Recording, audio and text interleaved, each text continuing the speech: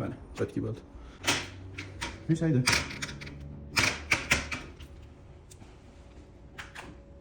Qo'lim olib ketdi. Qisqasi juda ham qiyin ekan buni haydarish. Bo'lindi oxir. Endi yo'q bu iPhone. Cho'childi.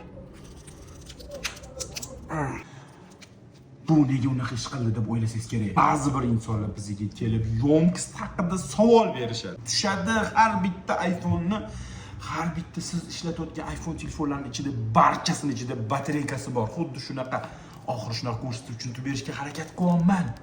Xuddi shunaqa batareyka bor. Bu batareykani alishtirsa bo'ladi. Yonkist tushib ketyaptimi? Xavotirga o'rin yo'q. Batareyka alishadi. Bu shunchaki akkumulyator bu.